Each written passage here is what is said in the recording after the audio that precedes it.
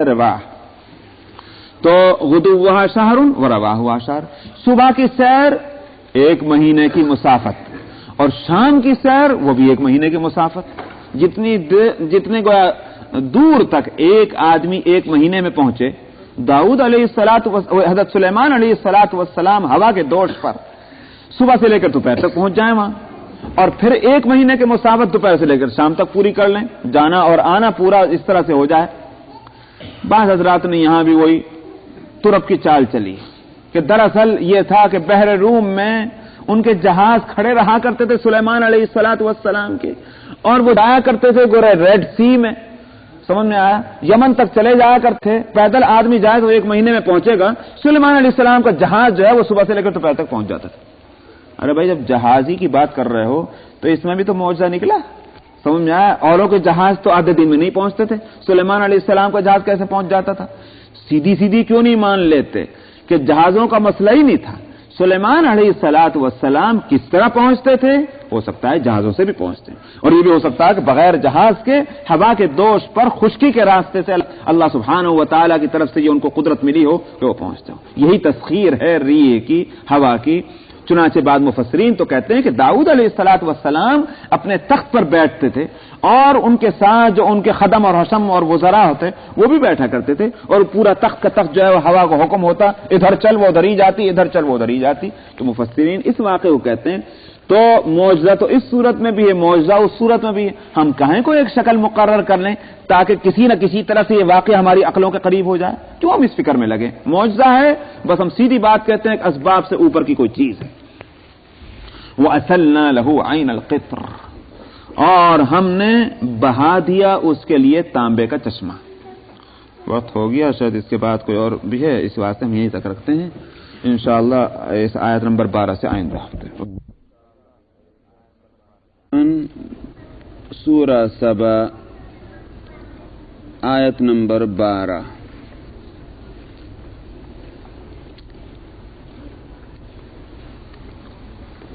اعوذ باللہ من الشیطان الرجیم، بسم اللہ الرحمن الرحیم. وَلِسُلَيْمَانَ الرِّيحَ غُدُوُّهَا شَهْرٌ وَرَوَاحُهَا شَهْرٌ وَأَسَلْنَا لَهُ عَيْنَ الْقِطْرِ وَمِنَ الْجِنِّ مَن يَعْمَلُ بَيْنَ يَدَيْهِ بِإِذْنِ رَبِّهِ وَمَن يَزِغْ مِنْهُمْ عَنْ أَمْرِنَا نُذِقْهُ مِنْ عَذَابِ السَّعِيرِ. يَعْمَلُونَ لَهُ مَا يَشَاءُ مِنْ مَحَارِيبَ وَتَمَاثِيلَ وَجِفَانٍ كَالْجَوَابِ وَقُدُورٍ الرَّاسِيَاتِ. اعملوا آل داود شكرا وقليل من عبادي الشكور. فلما قضينا عليه الموت ما دلهم على موته إلا دابة الأرض تأكل من سأته. فلما خر تبينت الجن أن لو كانوا يعلمون الغيب ما لبثوا في العذاب المهين. لقد كان لسبإ في مسكنهم آية جنتان عن يمين وشمال كلوا من رزق ربكم واشكروا له بلدة طيبة ورب غفور. فأعرضوا فأرسلنا عليهم سيل العرم وبدلناهم بجنتيهم جنتين ذواتي أكل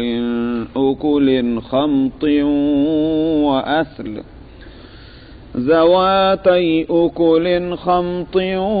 وأثل وشيء من سدر قليل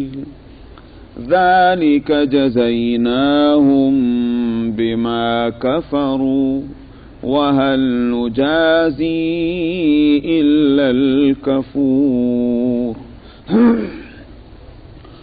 وجعلنا بينهم وبين القرى التي باركنا فيها قرى ظاهرة وقدرنا فيها السير سيروا فيها ليالي وأياما آمنين فقالوا ربنا باعد بين أسفارنا وظلموا أنفسهم فجعلناهم أحاديث ومزقناهم كل ممزق إن في ذلك لآيات لكل صبار شكور صدق اللہ العظیم.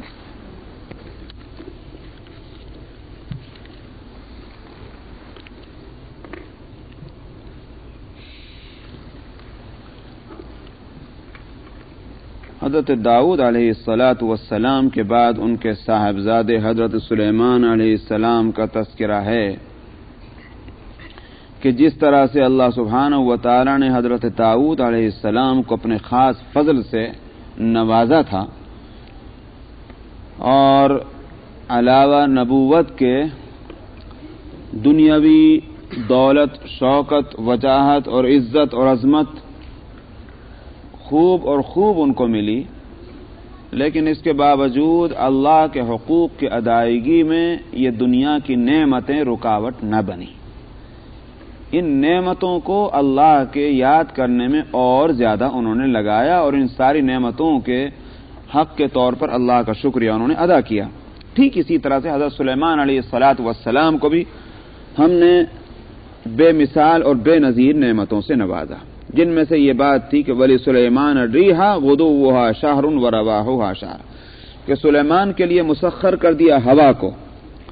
کہ صبح کو 1 مہینے کی مسافت اور شام کا سفر جو تھا ورواحها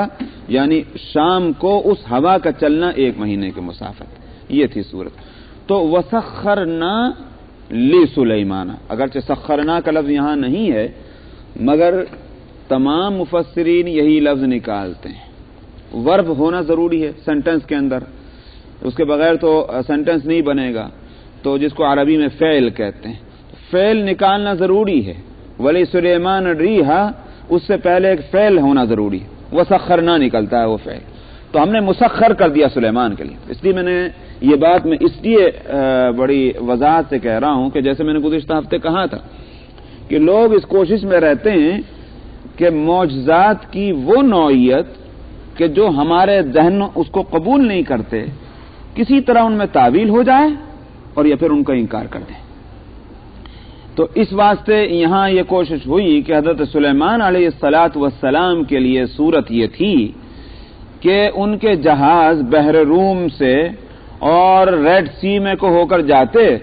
اور یمن تک پہنچ جاتے اور یمن سے پھر واپس چلے جاتے. لیجیے صاحب یہ معجزہ ہو گیا.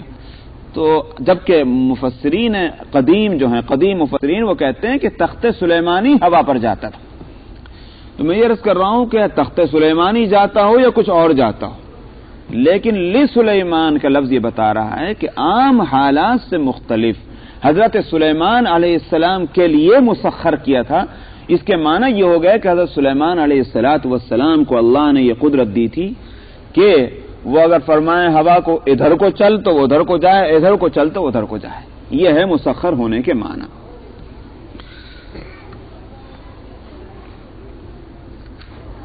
اور قرآن شریف میں ایک اور جگہ یہ واضح طور پر تجری بامرہ رخاء حیث اصاب وسخرنا لہ الریح تجری بامرہ رخاء حیث اصاب، یہ سورہ صاد کے اندر ہے۔ ہم نے مسخر کر دیا سلیمان کے لیے ہوا کو جو چلتی تھی اس کے حکم سے، بامرہ کا لفظ وہاں موجود ہے۔ تو میں نے کہا اب اس میں تو کوئی تعویل کی گنجائش ہی نہیں کہ عام جو صورت تھی کہ ہوا کے دوش پر چلے جا رہے ہیں جہاز، وہ تو اوروں کے بھی جہاز چلے جاتے ہیں۔ حضرت سلیمان علیہ السلام کی پھر کیا خصوصیت ہوئی؟ بامرہ، ان کے حکم سے چلتے تھے۔ تو معلوم ہوا ہوا ان کی زیر حکومت تھی۔ وَأَسَلْنَا لَهُ عَيْنَ الْقِطْرِ، حضرت داؤد علیہ السلام کو جو خاص چیز ملی وہ یہ کہ لوہا ان کے لیے نرم کر دیا گیا۔ سلیمان علیہ السلام کو کیا چیز اس سے ملتی جلتی ملی؟ وَأَسَلْنَا لَهُ عَيْنَ الْقِطْرِ، ہم نے ان کے لیے تانبے کا چشمہ بہا دیا۔ قدیم مفسرین نے چشمے کو چشمہ ہی سمجھا، فاؤنٹین، کہ واقعتاً ایک چشمہ بہتا تھا زمین کے اندر اور تانبے کا پگھلا ہوا تانبا۔ لیکن بعد کے مفسرین میں یہ بات جو کہی گئی ہے دل کو لگتی ہے کہ وہ ٹھیک ہوگا کہ حضرت سلیمان علیہ السلام نے اس تانبے کے استعمال کو ٹیکنیکی انداز میں اللہ سبحانہ و تعالی کی ہدایت پر اس کو اس طرح سے استعمال کیا، بڑی بڑی اس کی بھٹیاں بنا کر کہ جو اس سے پہلے اس کا کوئی تصور نہیں کیا جا سکتا تھا۔ چنانچہ یہ بات ملتی ہے کہ حضرت سلیمان علیہ السلام کے حدود مملکت میں خاص طور پر وہ حصہ جو جنوب مغرب کا ہے، ساؤتھ ویسٹ کا حصہ جو ہے، جو یوں کہیے کہ فلسطین کے ساؤتھ والا حصہ، وہاں ایک طویل عرصے تک مسلمانوں کے آ جانے کے بعد بھی ایک بہت زبردست بھٹی جو ہے وہ ملتی ہے کہ جس میں جو اس کام کے لیے بنی ہوئی تھی کہ جس میں لوہا، تانبا یا اس طرح کی چیزیں جو پنگھلائی جاتی ہیں، اور کسی چیز کے پکانے کے لیے نہیں بلکہ معدنیات کو پنگھلانے کے واسطے جو بھٹیاں بنائی جاتی ہیں، اس طرح کی بھٹی بہت بڑی بنی ہوئی تھی کہ جس میں ٹنوں جو ہے وہ تانبا پنگھلایا جاتا تھا۔ اور اس کے بارے میں یہ کہ قدیم زمانے سے چلی آتی ہے، ہو سکتا ہے کہ حضرت سلیمان علیہ السلام کو اللہ سبحانہ و تعالی نے کوئی ایسی ٹیکنیک بتلائی ہو کہ جس کی وجہ سے ایک زبردست پیمانے پر تانبے کے پنگھلانے کا کام لیا جاتا ہو، جس سے مختلف چیزیں تیار کی جاتی ہیں، واللہ عالم۔ وَمِنَ الْجِنِّ مَن يَعْمَلُ بَيْنَ يَدَيْهِ بِإِذْنِ رَبِّهِ، اور اسی طرح سے ہم نے جنات میں سے بھی کچھ کو ان کے واسطے مسخر کر دیا کہ جو کام کرتے تھے اس کے سامنے اس کے رب کے حکم سے۔ تو ہوا مسخر، ان کے زیر حکومت، معدنیات کے استعمال کو ان کے لیے آسان کر دیا گیا کہ جو جس کی کوئی نظیر ان سے پہلے لوگوں کے لیے نہیں ملتی، اور جنات کو بھی ان کے تابع کر دیا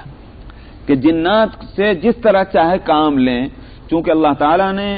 انسانوں کے مقابلے میں جنات کو 1000 گنا طاقت دی ہے۔ اس طاقت کے بل پر بڑے بڑے کام وہ کر لیتے ہیں جو انسانوں سے نہیں ہوتے۔ اسی طرح سے پل بھر میں ایک جگہ سے دوسری جگہ بھی چلے جاتے ہیں جو انسان کے بس کی بات نہیں۔ انسان جائے گا تو اس کے لیے سواری درکار ہے، اور جنات جو ہے وہ اپنی سواری کے بغیر خود ہی ہوا کے دوش پر چلے جاتے ہیں جہاں چاہے جاتے ہیں، کیونکہ ان کو صورتیں بدلنے کی اللہ نے قوت دی ہے۔ جنات کسی ایک خاص شکل کے پابند نہیں ہیں، کیونکہ ان کے اندر انسانوں کے مقابلے میں لطافت رکھی ہے۔ لطافت کا مطلب ہے، اس کے لیے کیا لفظ لائیں گے؟ لطافت کے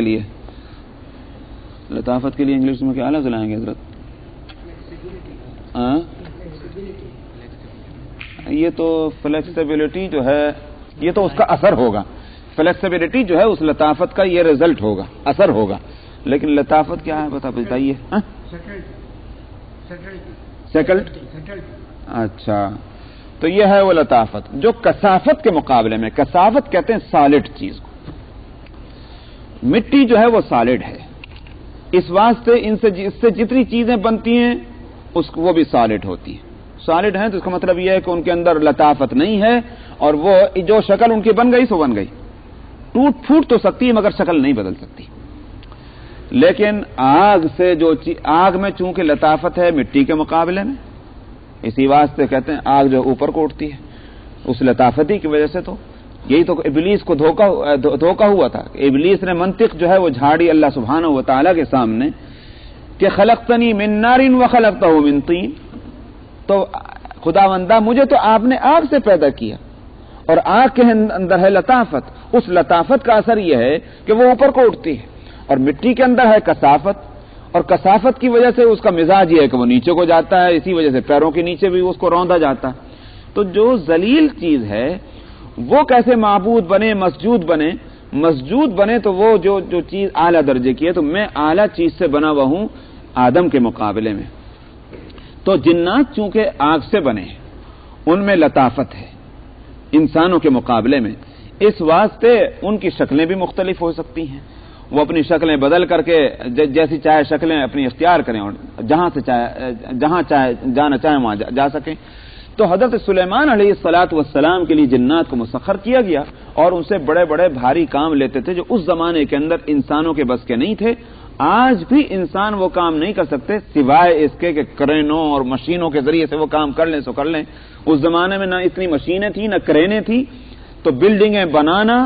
اور بڑے بھاری کام کرنا جس کو قرآن پاک یہاں بتلا رہا ہے، وہ ظاہر ہے کہ انسان نہیں کر پاتے تھے، تو جنات سے یہ کام لیا جاتا تھا۔ وَمِنَ الْجِنِّ مَن يَعْمَلُ بَيْنَ يَدَيْهِ بِإِذْنِ رَبِّهِ، اور ہم نے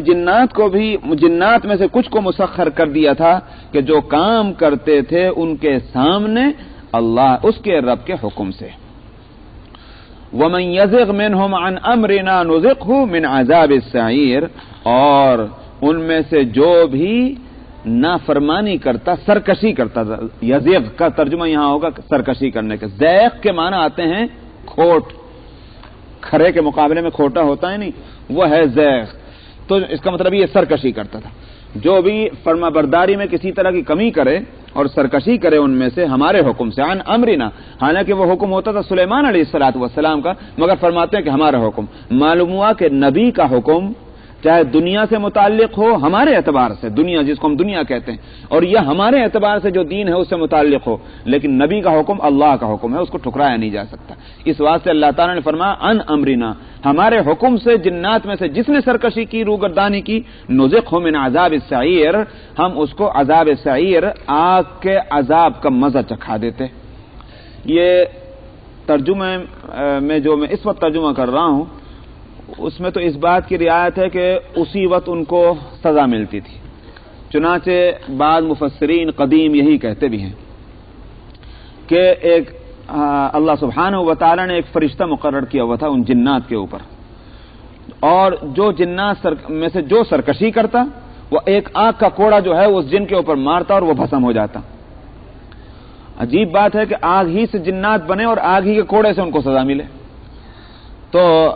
وہ ایسے ہی ہے کہ جیسے انسان مٹی سے پیدا ہوا اور مٹی میں جا کے مل جاتا ہے، اسی میں فنا ہوتا ہے، تو اسی طرح سے جنات کو بھی آگ ہی کی سزا ملے گی۔ چنانچہ جو سرکش جنات ہوں گے وہ جہنم میں جائیں گے، جہنم کی آگ میں ان کو جلایا جائے گا، اور جہنم کی آگ ان کے لیے عذاب بنے گی، حالانکہ وہ آگ ہی سے پیدا ہوئے۔ تو نذقہ من عذاب السعیر کے یہ صورت کہ ان کو اسی وقت عذاب ملتا تھا اور ان کو بھسم کر دیا جاتا تھا۔ ایک بعض مفسرین کہتے ہیں کہ نذقہ کا ترجمہ اس طرح ہوگا ہم چکھا دیں گے اس کو جہنم کا عذاب، اس کے معنی یہ ہوگا قیامت میں ان کو عذاب ملے گا کہ پیغمبر کے حکم سے جس نے سرکشی کی ہے تو عذاب اس کو وہاں ملے گا۔ دونوں صورتیں ہو سکتی ہیں۔ یہاں جنات کی تسخیر کا مسئلہ آیا ہے، مفسرین اس مسئلے کو لیتے ہیں، عوام میں بھی مشہور ہے فلاں صاحب کے جو جن جو ہیں وہ تابع ہیں، تو ایک یہاں تو صورت جو ہے حضرت سلیمان علیہ السلام کے لیے تو اللہ کے حکم سے ہے، اللہ نے مسخر کر دیا، جیسے ہوا کو مسخر کر دیا، جیسے داؤد علیہ السلام کے لیے پہاڑوں کو مسخر کیا، پرندوں کو مسخر کیا، تو جنات کو مسخر کر دیا، اس میں تو کوئی کلام نہیں۔ لیکن امت کے بعض افراد کے لیے بھی یہ بات ملتی ہے، اور حضرات صحابہ رضی اللہ عنہم میں سے بھی بعض کے تذکروں میں یہ بات آتی ہے کہ ان کے بھی جنات تابع تھے۔ تو اس میں بھی دو صورتیں ہیں، ایک صورت تو یہ ہے کہ بطور کرامت کے کسی انسان کی نیکی، زہد اور تقوی کی وجہ سے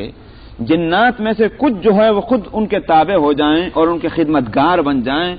اور ان کے معتقد ہوں، اور وہ اس طرح سے ہو جائیں جیسے تابع ہوتے ہیں، اس میں بھی کوئی حرج نہیں، اس واسطے کہ انہوں نے مسخر کیا نہیں، وہ تو خود ہی ہوئے مسخر، انہوں نے تابع کیا نہیں، وہ تو خود ہی تابع ہوئے، تو ظاہر ہے کہ اس میں بھی کوئی اشکال نہیں۔ تیسری صورت یہ ہے کہ کوئی شخص جنات کو کسی صورت سے مسخر کر لے، اپنا تابع بنا لے، اس میں دو صورتیں ہیں۔ اگر یہ ہے کہ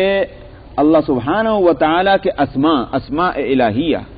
یا ایسی دعاؤں کے ذریعے سے کہ جن دعاؤں میں اللہ ہی سے خطاب کیا گیا ہو، کسی دعا اور اسماء حسنہ یا تسبیح صحیح جو ہے تسبیحات کے ذریعے سے اگر کسی کو مسخر کیا ہے کسی نے جنات میں سے، یہ بھی جائز ہے، مگر ایک کنڈیشن کے ساتھ، ایک شرط کے ساتھ، اور وہ شرط یہ ہے کہ ان سے کسی غلط قسم کا کام نہیں لے گا کہ صاحب فلانے کا مال لے آنا، سمجھ میں آیا؟ یہ اس طرح کے کام، یا کسی کو قتل کر دینا یا کسی کو مار دینا، یہ تو شریعت میں جائز ہی نہیں ہے، سمجھ میں آیا؟ اس کی اجازت ہی نہیں کسی صورت میں۔ اس طرح کے کام نہ لیے جائیں۔ ویسے اگر مسخر کر لیا، تابع بنا لیا، اس میں بھی کوئی حرج نہیں ہے، بعض علماء اس کی اجازت دیتے ہیں۔ لیکن اگر ایسے کلمات کے ذریعے سے کہ جو کلمات جو ہیں جن کا استعمال ناجائز ہے یا ان میں شرک کے شائبہ ہے یا کفر کے اس میں اجزاء ملے ہوئے ہیں، ایسے کلمات کے ذریعے سے جنات کو تابع بنانا یہ حرام ہے۔ تو اس وجہ سے کہ اس میں جو جس چیز سے مدد حاصل کی گئی وہ خود ناجائز چیز ہے، تو ناجائز چیز کو ذریعہ بنانا یہ خود ناجائز ہے۔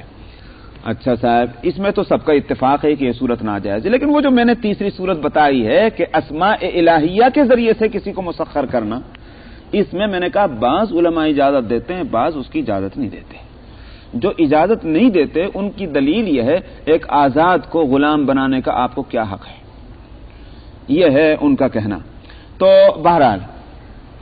حاصل یہ نہیں کہ ہم بزرگوں میں سے جن کی بات کتابوں میں ہم پڑھتے ہیں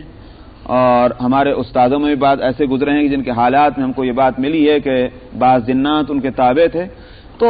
ہمیں وثوق سے اور یقین سے جو بات پہنچی وہ یہ ہے کہ ان کی نیکی، ان کے زہد، ان کے تقوی، ان کے علم اور فضل کی وجہ سے ہی ان کے تابع ہوئے اور انہوں نے کوئی عمل اس کے لیے نہیں کیا، تو اس میں کوئی حرج کی بات نہیں۔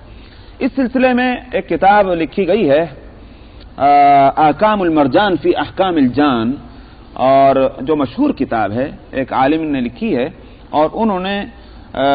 معلوم ہوتا ہے کہ ان کی ملاقات جنات سے ہے، تو انہوں نے جنات سے وہ تمام کلمات اور وہ تمام الفاظ انہوں نے اس کتاب کے اندر جمع کیے ہیں کہ جس سے انہوں نے یہ بتلایا کہ بھئی ان کلمات کے پڑھنے سے جنات کو مسخر کیا جاتا رہا ہے۔ انہوں نے ان کلمات کو بھی جمع کیا اس کے اندر، اور جنات کی تمام تفصیلات کہ ان کے ہاں کس طرح کا نظام اور سسٹم چلتا ہے، ان کے ہاں کس طرح ایک قبائلی نظام ہے، ان کی حکومت اور پالیٹکس کا کیا نظام ہے، وہ ساری تفصیلات ان کے اندر موجود ہیں، اور بلا شبہ بڑی معلومات افزا وہ کتاب ہے۔ افسوس ہے کہ یہاں ہمارے پاس کتابیں نہیں ہیں، ایسے مسافروں کی زندگی یہاں گزرتی، کتابیں نہیں، ہندوستان میں رہتے ہوئے یہ سب کتابیں دیکھنے کا موقع مل جاتا تھا۔ تو فرماتے ہیں کہ وَمِنَ الْجِنِّ مَنْ يَعْمَلُ بَيْنَ يَدَيْهِ بِإِذْنِ رَبِّهِ، اور جنات میں سے کچھ وہ ہیں کہ جو کام کرتے اس کے سامنے، بین یدیہ، حضرت سلیمان علیہ السلام کے سامنے، اس کے رب کے حکم سے۔ وَمَنْ يَزِغْ مِنْهُمْ عَنْ أَمْرِنَا نُذِقْهُ مِنْ عَذَابِ السَّعِيرِ، اور ان جنات میں سے جو بھی سرکشی کرتا ہمارے حکم سے ہم اس کو مزہ چکھا دیتے آگ کے عذاب کا۔ يَعْمَلُونَ لَهُ مَا يَشَاءُ مِنْ مَحَارِيبِ، وہ کیا کام کرتے تھے جنات حضرت سلیمان علیہ السلام کے لیے؟ فرمایا کہ وہ کرتے تھے اس کے لیے وہ کام کہ جس کو وہ چاہتا تھا۔ ما یشاء، کیسے کیسے کام؟ من محاریب، تعمیرات کا کام، بلڈنگز بنانے کا کام، بڑے بڑے پتھروں کے ذریعے سے اونچی اونچی مضبوط بلڈنگیں بنانے، یہ جنات یہ کام کرتے تھے۔ محاریب، محاریب محراب کی جمع ہے۔ محراب اصل میں کہا جاتا تھا اس جگہ کو کہ جو بادشاہ اور امراء اپنے محلات کے اندر اپنے بیٹھنے کے واسطے کوئی جگہ خاص بناتے تھے، اور اس پہ کے سامنے نقیب اور چوبدار کھڑا رہتا تھا ہتھیار بند، سمجھ میں آیا؟ کہ تاکہ کوئی حرکت و ناقص جو ہے وہ بادشاہ سلامت یا امیر کبیر کے پاس تک نہ پہنچ سکے۔ کوئی اگر غلط طریقے پر آنا چاہے تو وہ جو چوبدار ہوتے تھے وہ لڑائی کر کے اس کو پیچھے دھکیل دیتے۔ تو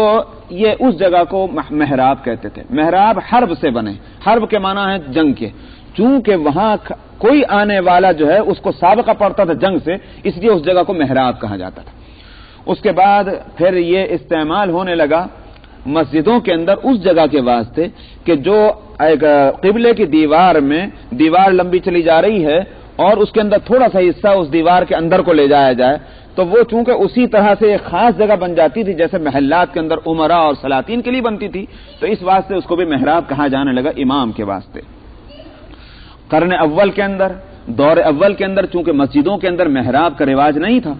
اس واسطے شیخ جلال الدین سیوطی نے اس سلسلے میں ایک کتاب لکھی اور اس میں یہ کہ احکام الارانب فی احکام المحارب، اس طرح ارانب فی احکام محارب، کہ جس میں بدعت قرار دیا مسجدوں کے اندر محراب کے بنانے کو، کیونکہ متقدمین کے ہاں اس کا رواج نہیں، لیکن بعض میں متاخرین نے کہا کہ اس میں کوئی حرج کی بات نہیں ہے، اگر جگہ کو بچانے کے واسطے، کیونکہ جگہ اس طرح سے بچتی ہے کہ قبلے کی ایک دیوار اگر لمبی ہے اور وہاں امام کھڑا ہوا ہے تو ظاہر ہے کہ امام کے برابر میں دونوں طرف کی پوری ایک صف کی جگہ سے چلی جاتی، تو جگہ کے بچاؤ کے لیے، بچت کے لیے اگر امام کے لیے ایک جگہ اندر کو بنا دی جائے تو ظاہر ہے کہ جگہ بچ جاتی ہے پوری ایک صف کے برابر۔ لیکن اس میں فقہاء یہ کہتے ہیں کہ یہ ضروری ہے کہ امام جو ہے وہ پورا اس طرح نہ کھڑا ہو یا جگہ اس طرح نہ بنی ہوئی ہو کہ پورا امام جو ہے وہ اندر ہی پہنچ جائے اس طرح سے اس عمارت کے اندر یا اس محراب کے اندر،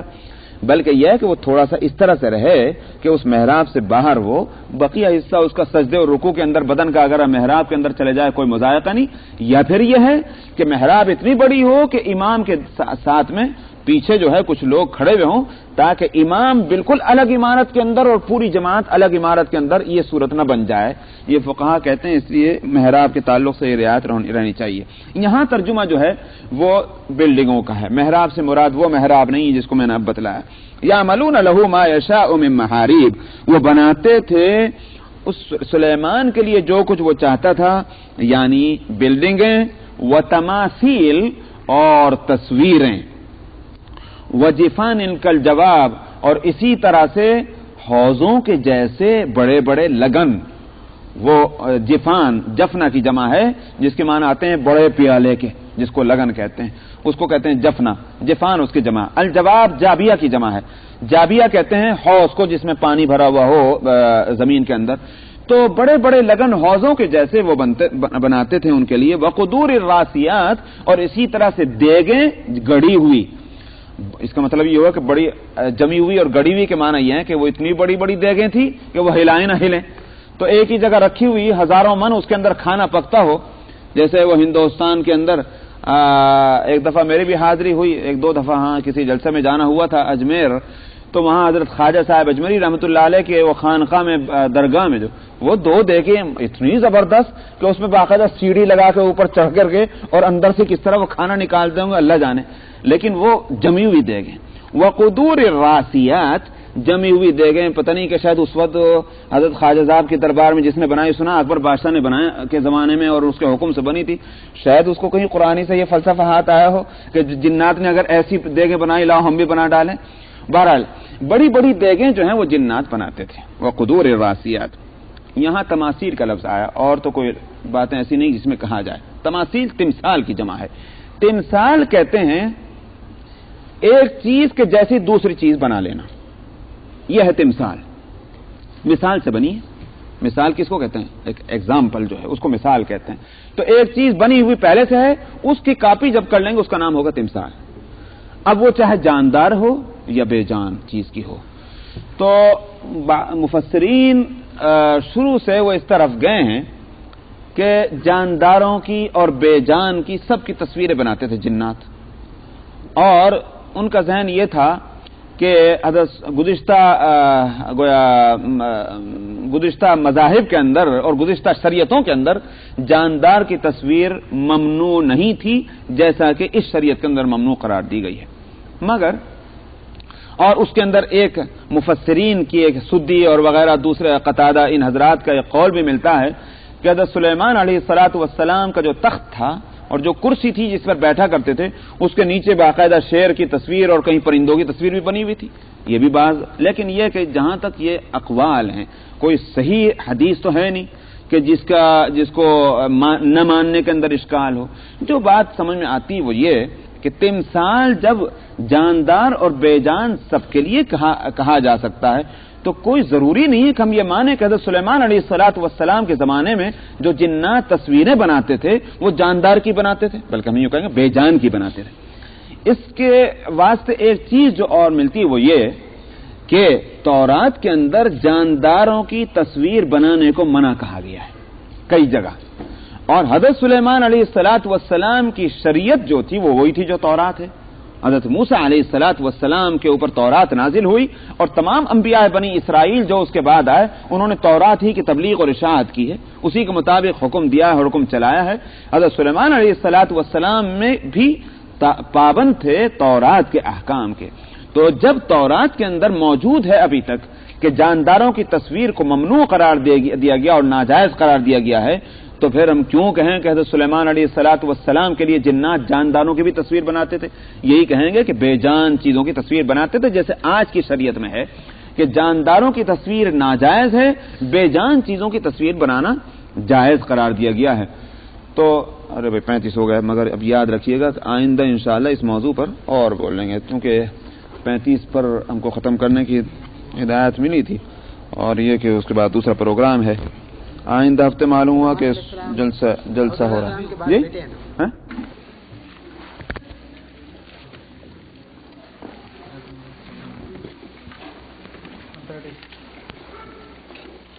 اللہ من الشیطان الرجیم، بسم اللہ الرحمن الرحیم، يعملون له ما يشاء من محاريب وتماثيل وجفان كالجواب وقدور الراسيات، اعملوا آل داود شكرا وقليل من عبادي الشكور، فلما قضينا عليه الموت ما دلهم على موته إلا دابة الأرض تأكل من سأته، فلما خر تبينت الجن أن لو كانوا يعلمون الغيب ما لبثوا في العذاب المهين، لقد كان لسبإ في مسكنهم آية، جنتان عن يمين وشمال، كلوا من رزق ربكم واشكروا له، بلدة طيبة ورب غفور، فأعرضوا فأرسلنا عليهم سيل العرم وبدلناهم بجنتيهم جنتين ذواتي أكل خمط وبدلناهم بجنتيهم جنتين ذواتي أكل خمط وأثل وشيء من سدر قليل، ذلك جزيناهم بما كفروا، وهل نجازي إلا الكفور، وجعلنا بينهم وبين القرى التي باركنا فيها قرى ظاهرة وقدرنا فيها السير، سيروا فيها ليالي وأياما آمنين، فقالوا ربنا باعد بين أسفارنا وظلموا أنفسهم فجعلناهم أحاديث ومزقناهم كل ممزق، إن في ذلك لآيات لكل صبار شكور ولقد صدق عليهم إبليس ظنه فاتبعوه إلا فريقا من المؤمنين وما كان له عليهم من سلطان إلا لنعلم من يؤمن بالآخرة ممن هو منها في شك وربك على كل شيء حفيظ صدق الله العظيم. حضرت سلیمان علیہ الصلاۃ والسلام کا تذکرہ چل رہا ہے. اللہ سبحانہ و تعالی نے حضرت سلیمان علیہ الصلاۃ والسلام کے لیے